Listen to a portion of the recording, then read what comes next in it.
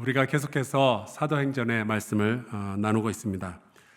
사도행전이라는 책의 제목을 보면 사도들이 주인공인 것처럼 보이지만 사실은 성령께서 이 사람들과 함께 선교하시며 하나님의 나라를 이 땅 가운데 만들어 가시는 그런 이야기가 기록되어져 있죠.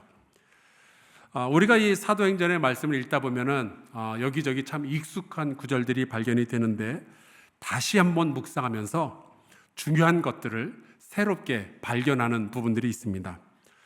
예를 들어 사도행전 15장 몇 주 전에 함께 묵상을 했는데 그 말씀을 읽으면은 우리가 어떻게 구원을 받느냐 하는 가장 기본적인 질문에 대해서 사도들이 함께 모여 같이 회의를 하고 결론을 내죠.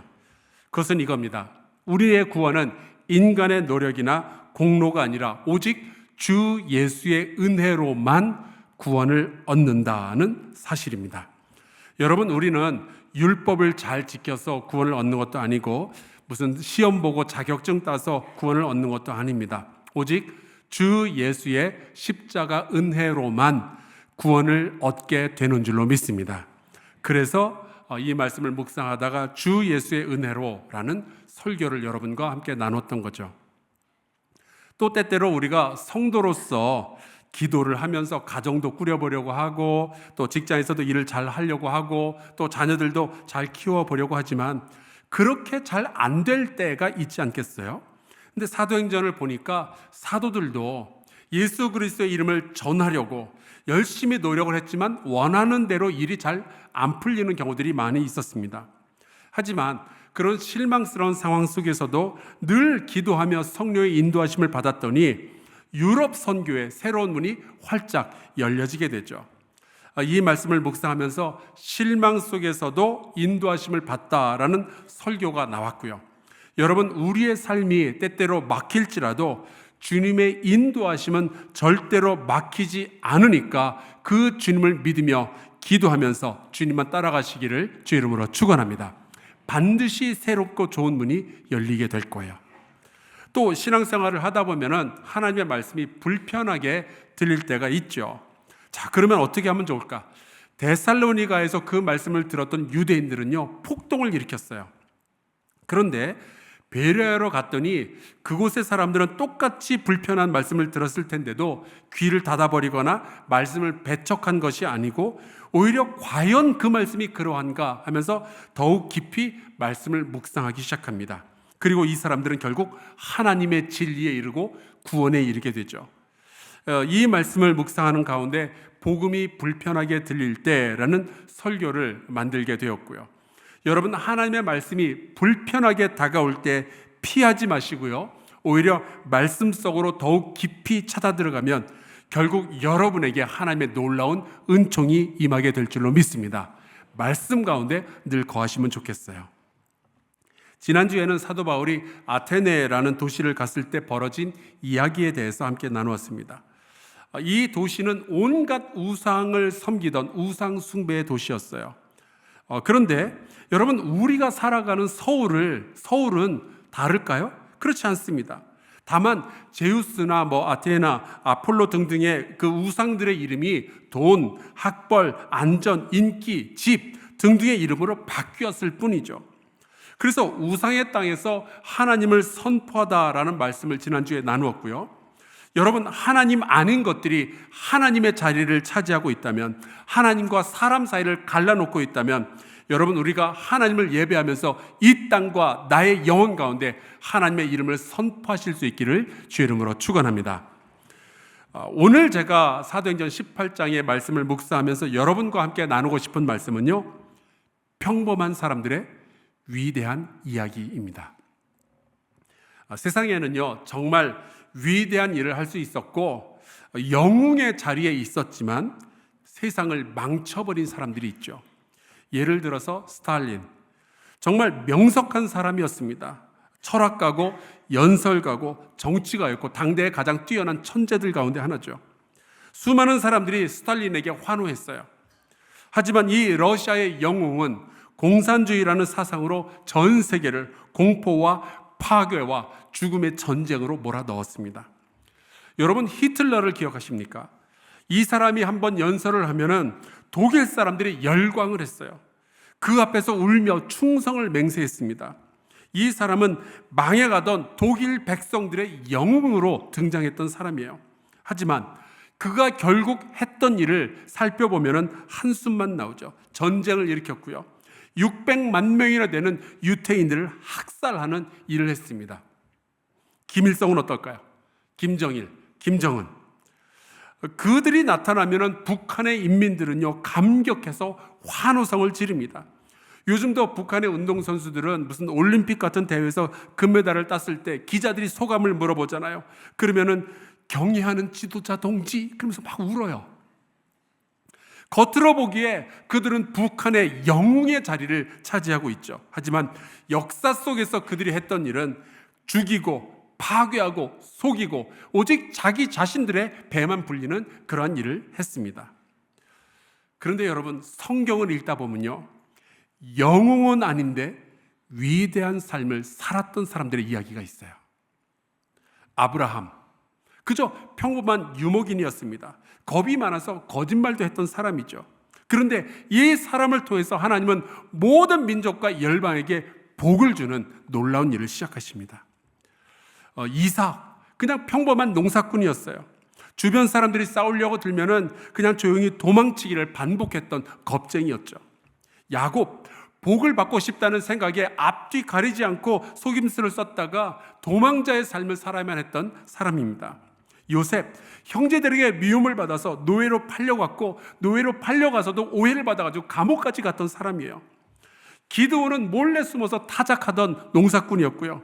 엘리사는 소를 몰면서 농사하던 사람이었고요. 아모스 선지자는 뽕나무를 기르던 목자였습니다. 느헤미야, 왕이 마실 술을 관리하던 공무원이었고요. 이들의 공통점은 왕족도 아니고 귀족도 아니고 장군도 아니고 특히나 영웅은 더더욱 아니었어요. 그런데 하나님의 사람으로서 위대한 삶을 살아낸 사람들이죠. 오늘은 그 이야기를 여러분과 함께 나누고 싶은 겁니다. 먼저 본문 1절을 보겠습니다. 그 후에 바울이 아덴을 떠나 고린도에 이르러. 이 아테네가 우상의 도시라면 고린도는 음란의 도시였어요. 영어로 소돔이라는 단어가 있는데요, 그 뜻은 차마 제가 이 단상에서 말로 하기 민망할 정도로 우리가 상상할 수 없는 혹은 상상할 수 있는 가장 지저분하고 문란한 성행위 방법들이 바로 저 소돔이라는 단어로 표현을 하는 겁니다. 동성애도 그 안에 포함이 되어져 있어요. 이 단어는 우리가 구약성경에서 보았던 소돔이라는 도시에서 비롯된 단어죠. 그러니까 이 도시가 얼마나 타락했었는지를 영어 단어에서도 우리가 알게 되는 거예요. 마찬가지로 영어로 코린티아니즘이라는 단어가 있습니다. 당연히 고린도라는 도시의 이름에서 나온 단어고요. 네이버 사전을 살펴보면 고린도주의 혹은 고린도식 문화라고 번역이 되어 있어요. 자, 그러면 고린도주의가 도대체 뭐냐? 그래서 영영사전을 보면은 이 단어의 뜻을 이렇게 설명했습니다. 방탕하거나 성적으로 비윤리적인 행동.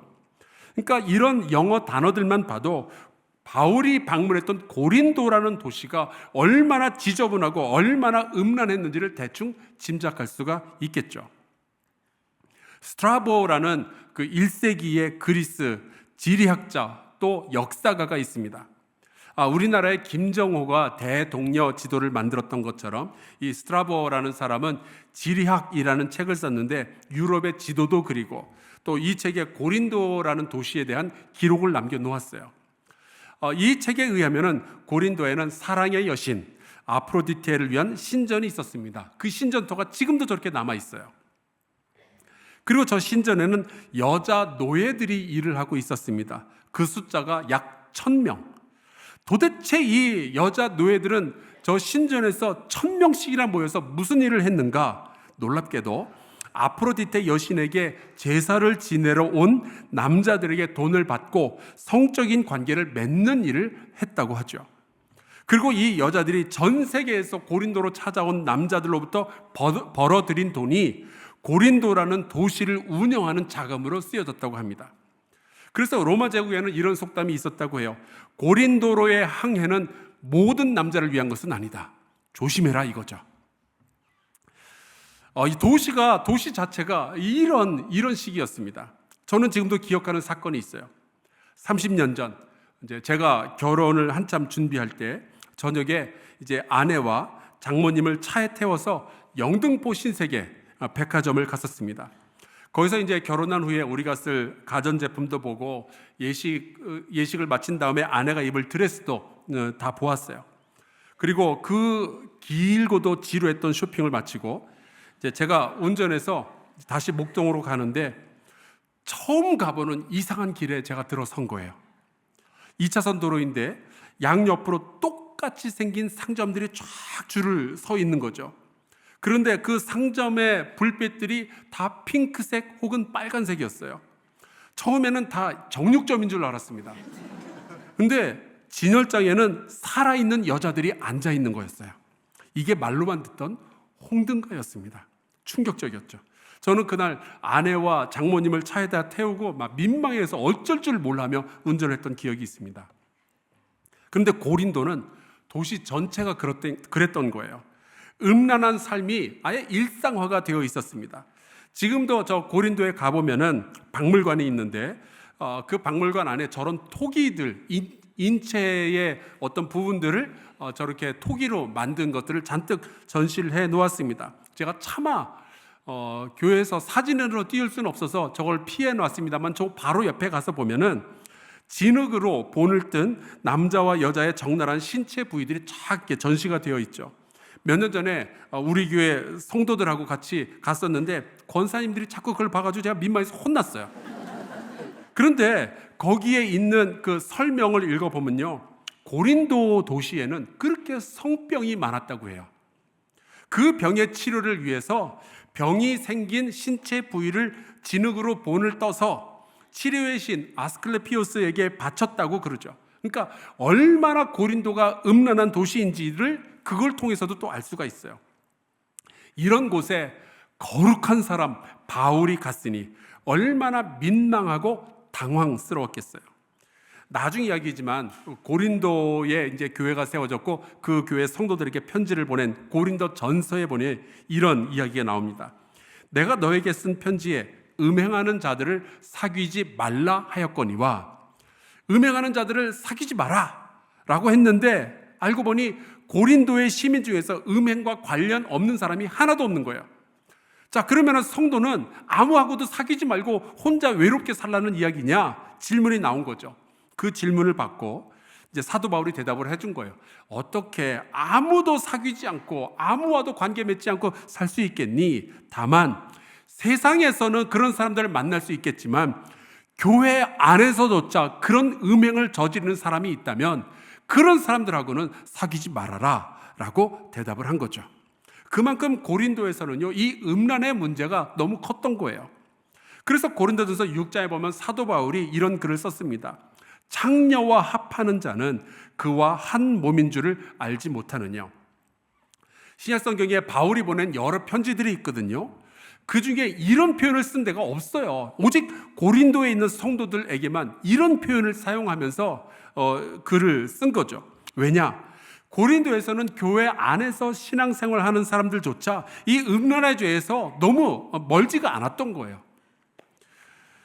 그런데 이제 이 성경을 읽다 보면은 굉장히 재미있는 사실을 하나 발견하게 됩니다. 이 음란의 도시 고린도에 교회가 세워진 거예요. 그래서 고린도전서, 고린도후서라는 편지가 쓰여진 거고요. 자, 그러면은 고린도에 오기 바로 직전에 방문했었던 아테네라는 도시와 비교가 되죠. 왜냐하면 아테네에는 교회가 안 세워졌거든요. 아테네는 우상 숭배는 있었어도 점잖은 철학자들이, 지식인들이 살던 동네였어요. 근데 그곳에서는 바울이 복음을 전했지만 교회가 세워지질 않았습니다. 그래서 아테네전서, 아테네후서 이런 편지가 없는 거예요. 그런데 고린도는 정말 지저분하고 음란의 도시였는데 교회가 세워졌어요. 무슨 차이가 있었을까요? 사도행전 17장과 18장을 이어서 읽다 보면 알게 됩니다. 이 두 도시에서의 가장 중요한 차이점은요, 바울이 누구와 함께 일했었는가 하는 거예요. 사실 이 성경을 보면 사도 바울이 선교 여행을 다닐 때는 늘 누군가와 함께 있었습니다. 뭐 바나바라든지 실라 혹은 디모데, 누가 같은 사람들이 곁에 있었어요. 그런데 아테네에서만큼은 거의 유일한 케이스인데 혼자 있었습니다. 그 도시에 가득 찬 우상들을 보면서 막 분개하고 도시와 길거리에서 만나는 철학자들과 막 논쟁을 벌이고 그랬지만 바울은 계속 혼자 있었어요. 신학적으로, 영적으로 영웅과 같은 사람이었지만 혼자 일했습니다. 저는 영웅처럼 위대한 사람인데 혼자 일하는 사람들을 보면 좀 답답할 때가 있어요. 영화 가운데 이제 영웅을 주인공으로 한 영화들이 많이 있잖아요. 슈퍼맨, 배트맨, 스파이더맨 등등. 이들은 쫄쫄이를 입고 일한다는 공통점 말고도 강력한 힘과 빠른 스피드와 놀라운 과학을 가진 영웅들이라는 공통점도 있죠.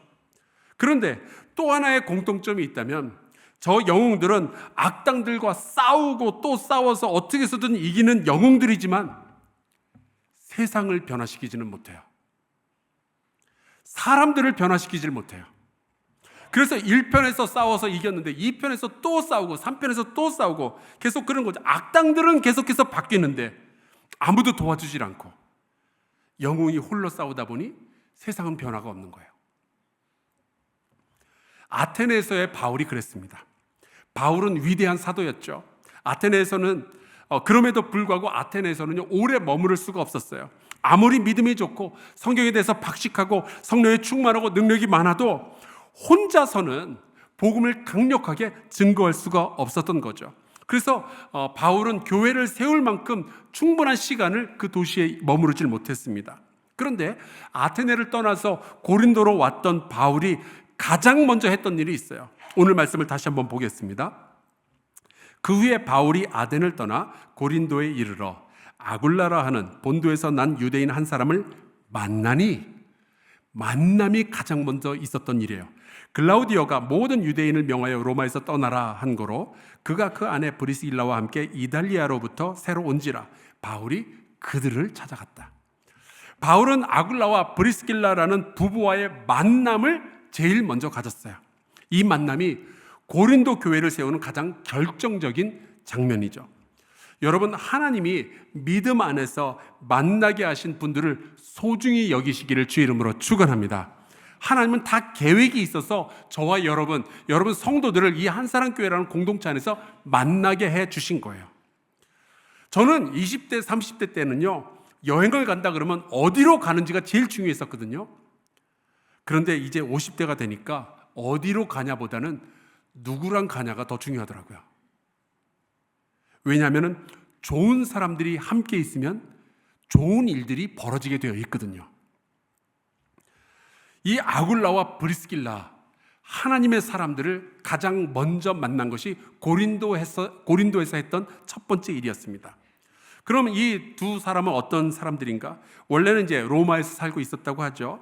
근데 로마의 황제가 유대인 추방령을 내리면서 로마에서 쫓겨나서 고린도로 오게 된 사람들입니다. 그러니까 이 말씀에서 우리가 알게 되는 것은 첫째, 이 부부는 유대인들이었다는 사실입니다. 라틴어 이름을 가지고 있었지만 아마 로마에서 장사를 잘 하려고 이름을 좀 바꿨던 모양이에요. 그리고 둘째, 로마에 원래 살던 집과 일터, 비즈니스가 있었겠죠.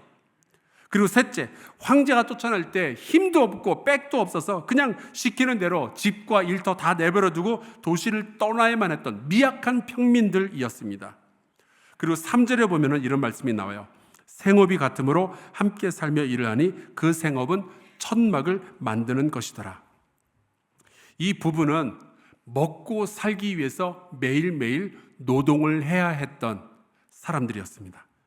평범한 시민들이었어요. 아굴라는 작은 사업체, 천막 깁는 사업체를 운영하는 고린도의 평범한 그냥 사장님이었던 거죠. 천막을 만드는 일 자체는 고급 노동도 아니고 그렇다고 천박한 일도 아니었어요. 그냥 평범한 간의 수공업입니다. 근데 마침 사도 바울이 가지고 있는 기술도 천막 깁는 기술이었거든요. 이렇게 한 사도와 한 가정이 그렇게 해서 만나게 된 거예요. 여러분, 이게 우연이었을까요? 저는 그렇게 믿습니다. 하나님이 세밀한 계획 속에서 이 사람들을 만나게 하신 거라고요. 저는 하나님의 뜻이 여기 있다고 생각을 해요. 특별히 아테네에서 혼자 일하던 사도 바울이 고린도에 와서 하나님의 사람들을 새롭게 만나게 되었을 때 벌어지는 놀라운 일들을 설명하기 위해서 하나님께서 이런 만남을 계획하셨다고 믿습니다. 여러분, 하나님의 사람들이 함께 모이게 되면 하나님의 일이 반드시 벌어지게 될 줄로 믿습니다. 그런데 이 평범한 가정이 바울과 함께 고린도라는 이 음란의 도시를 변화시키는 일을 하게 된 거죠. 한편으로 보면 바울은 그렇게 은사도 많고 말씀도 잘 전하는 영웅 중에 영웅이었는데 아테네에서는 별 힘을 쓰지를 못했거든요. 그런데 고린도에서는 엄청난 사역을 하고 고린도 교회도 개척을 할 수가 있게 되죠. 뭐가 차이였을까요? 누가 바울과 함께 있었는가 하는 겁니다.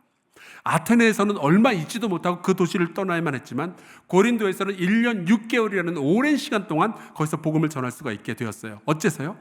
아굴라와 브리스길라라는 평범하지만 헌신적인 사람들과의 만남이 있었기 때문입니다. 나중에 바울은 이 아굴라와 브리스길라 두 평범한 사람들과 함께 에베소라는 도시도 가게 됩니다. 거기서 이제 에베소 교회를 세우게 되는데 아굴라와 브리스길라는 이 교회를 섬기도록 내버려두고 바울은 또 다른 도시로 가게 되죠. 그렇게 에베소는 복음의 중심지가 돼요. 그리고 이 에베소에 나중에 아볼로라는 굉장히 뛰어난 학자가 왔을 때 이번에는 이 아볼로와 더불어서 신앙생활하면서 이 아볼로가 더욱 뛰어난 설교자가 되도록 돕는 일을 이 아굴라와 브리스길라라는 사람들이 하게 되죠. 이 두 부부는요, 드러나는 영웅은 아니지만 거룩하고 위대한 삶을 매일매일 살고 있었던 겁니다. 그리고 그들의 그 삶이 고린도라는 도시와 에베소라는 두 도시를 변화시키는 역할을 하게 되죠. 시간이 지나서 사도 바울이 이제 로마서라는 편지를 썼는데 거기에 보면은 사도 바울이 이런 이야기를 합니다. 너희는 그리스도 예수 안에서 나의 동역자들인 브리스가와 아굴라에게 문안하라. 그들은 내 목숨을 위하여 자기들의 목까지도 내놓았나니 나뿐 아니라 이방인의 모든 교회도 그들에게 감사하느니라. 여기 나오는 브리스가가 우리가 얘기했던 브리스길라입니다. 발음상의 차이는 있지만 동일 인물이에요. 바울은 나이가 들어서도 여전히 이 브리스가와 아굴라 부부에게 신세를 지고 있었고 그들에게 감사하는 마음을 지고 있었습니다. 또 많은 이방인들의 교회도 이 부부에게 감사하는 마음을 가지고 있었어요. 영웅은 아니었지만 그들이 살았던 위대한 삶을 통해서 그들이 복음을 받아들였고 구원을 얻었기 때문에 저는 우리가 살아가는 이 시대에도 아굴라, 브리스길라 부부와 같은 사람들이 많이 필요하다는 것을 보게 됩니다. 이 시대는 자꾸만 영웅을 추구하고 영웅을 만나길 원해요. 하지만 여러분, 위대한 삶을 살아내는 평범한 소시민들이 있어야 하나님의 거룩하고 위대한 일들이 만들어지게 될 줄로 믿습니다. 어쩌면은 이 부부는 평범한 사람들이지만 정말 위대한 가치를 위해서 살아가고 있었거든요. 저는 그런 생각도 해봤어요. 이 아굴라와 브리스길라 부부는 자기들이 얼마나 위대한 삶을 살고 있는지 알고 있었을까? 어쩌면 그들은 저희는 그저 저희의 직업에 충실했고 사도 바울이 복음을 잘 전할 수 있도록 집을 좀 열어주고 재정적으로 서포트를 해주었을 뿐입니다 라고 말할 수 있었겠죠. 하지만 그 별것 아닌 것처럼 보이는 일이 하나님의 손에 들려서 쓰임을 받게 되었을 때 이 부부는 영웅은 아니지만 이 세상을 그들이 살고 있던 그 세상을 더 좋은 곳으로 만들 수 있었던 거예요. 혹시 여러분이 좀 작고 초라하게 느껴지십니까? 친구들은 다 잘 나가는데 어떤 사람들은 영웅처럼 보이는데 나만 별로인 것처럼 느껴질 때가 있을까요? 하지만 여러분, 이 사실을 기억하시면 좋겠습니다. 하나님은 영웅을 필요로 하시는 것이 아니라 작고 보이지 않더라도 거룩하고 위대한 삶을 살아내는 성도들을 필요로 하시는 거예요. 그러한 사람들을 찾고 계십니다. 울며 씨를 뿌리는 사람들은 영웅은 아닐지 몰라도 모든 사람들을 먹여 살리는 위대한 일을 하는 사람 아니겠어요? 아이를 낳아서 기르고 교회에서 아이들을 가르치고 때로는 열심히 일해서 번 돈으로 교회 선교를 위해서 헌금을 하고, 집수리 프로젝트에 참여하고, 화소록에 참여하고, 예배를 돕기 위해서 찬양대회에서 참여하고, 새 가족을 돕기 위해서 일하고, 예배 안내하는 모든 일들, 여러분 영웅적으로 보이지 않을지는 모르겠지만 다 하나님의 일이고 위대한 일이고 거룩한 일인 줄로 믿습니다. 오늘 예배에 참여해서 함께 예배드린 여러분은요, 혹시 영웅처럼 보이지 않을지는 몰라도 세상에서 가장 가치 있는 일을 하시는 분들이셔요. 왜냐하면 이 우상의 땅에서 하나님을 예배하는 사람들이니까. 지금도 또 무슬림 지역에서 혹은 전쟁이 벌어지는 지역에서 복음을 전하고 사람을 살려내는 일들을 하는 빛처럼 드러나는 영웅들이 계시죠. 선교사님들, 목사님들이 많이 계십니다. 하지만 그들이 일을 하기 위해서는 우리와 같은 사람들이 또한 필요한 거예요. 하나님은 그들과 우리가 함께 빛과 소금처럼 서로 도우면서 세상을 변화시키도록 만들어 주셨죠. 우리의 하루하루 비록 드러나거나 칭송받지 않을지라도 주님과 함께 동행하며 가치 있는 일에 매일같이 참여한다면 하나님은 우리를 통해서 하나님의 놀라운 나라의 역사를 이루어 주실 줄로 믿습니다. 영웅은 아니지만 위대한 삶을 하루하루 살아내는 저와 여러분 될 수 있기를 주의 이름으로 축원합니다. 우리 함께 이 찬양 부르고 기도하겠습니다. 오래된 찬양이에요. 우리는 주의 백성이오니 주의 그 큰 이름을 선포하겠습니다. 같이 찬양합시다.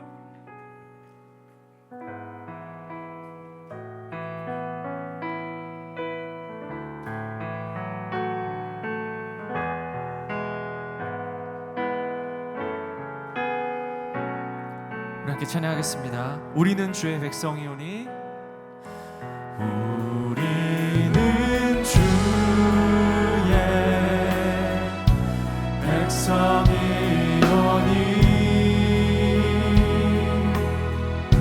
주의 그 큰 일을 선포합니다.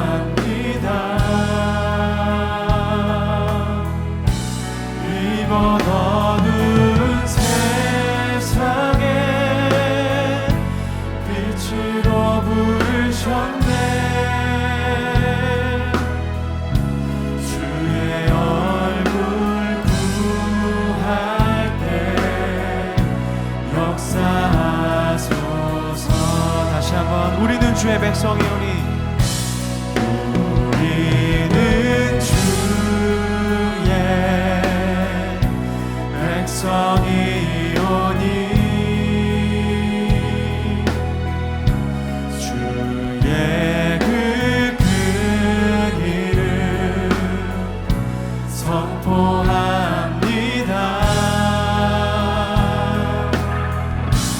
이곳 어두운 세상에 빛으로 부르셨네.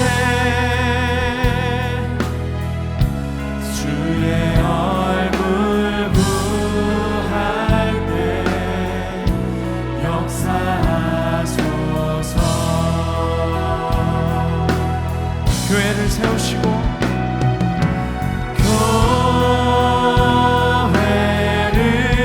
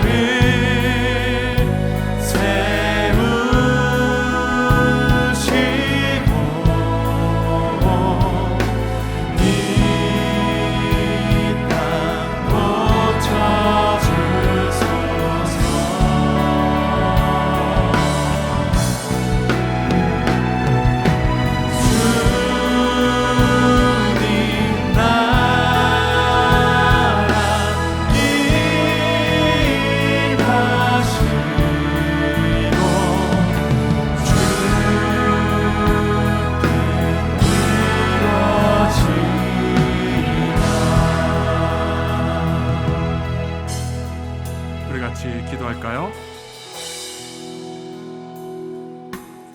우리는 사도 바울을 잘 기억하고 있습니다. 왜냐하면 그는 신앙의 영웅이었거든요. 그런데 우리는 아굴라와 브리스길라를 기억하기 어려워합니다. 왜냐하면 영웅처럼 보이지 않았었거든요. 하지만 그들이 없었다면 우리가 아는 영웅 바울도 없었을 겁니다. 복음은 영웅은 아닐지라도 위대한 삶을 매일처럼 살아가는 성도들에 의해서 세상으로 전해지는 겁니다. 오늘 우리 같이 기도할 때 하나님, 저의 믿음과 저의 기도, 저의 삶을 통해서 하나님의 위대한 계획이 이루어지기를 소망합니다. 내가 하나님의 도구로 쓰임받게 하여 주시옵소서. 나의 가정, 나의 일터에 복을 주셔서 하나님의 나라를 이루게 하여 주시옵소서. 우리 통성으로 기도하겠습니다. 여호와 하나님 아버지, 주님께 간절히 구합니다.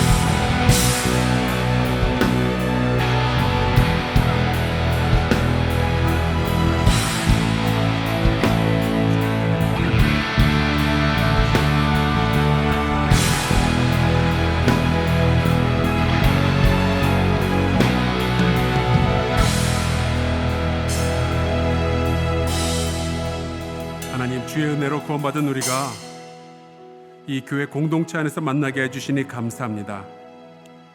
모여서 하나님의 말씀을 들으며 함께 하나님의 일을 감당하라고 하신 줄로 믿습니다.